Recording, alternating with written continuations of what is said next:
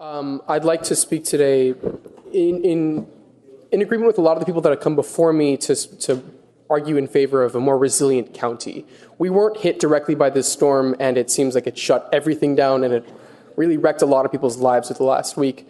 I was really proud to help out with the efforts of the CEOC, helping to cook up some good food. I helped out some neighbors. I did what I could, but it shouldn't necessarily fall on the responsibility of citizens to fulfill the role of basic services which we expect and ask of our government. Specifically with this budget, so I rely on transit extensively. I'm a student and I use it every day to get to and from school.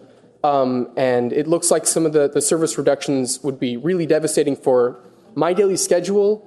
When I get to the train, when I get to the bus and it's there, it's fantastic. It works great. But the biggest problems, of course, are that it's not always there and it doesn't always work, right? You wouldn't drive your car if it only left your driveway every 30 minutes. It seems like frequency is one of the biggest drivers of a sustained ridership for transit. And I'd also like to talk very briefly, while I can, about trees, because it seems like a lot of the damage that we did get was in our urban tree canopy. So in 2011, Commissioner Moss put forward the Million Trees Miami initiative. And it seems like there's been very little sustained effort toward funding that and towards actually implementing a goal of 30% urban tree coverage by 2030.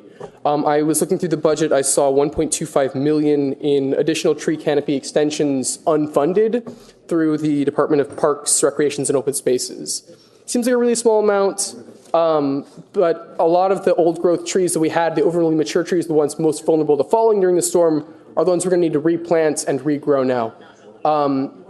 Last year, Need Streets Miami distributed a $100,000 grant through county funds.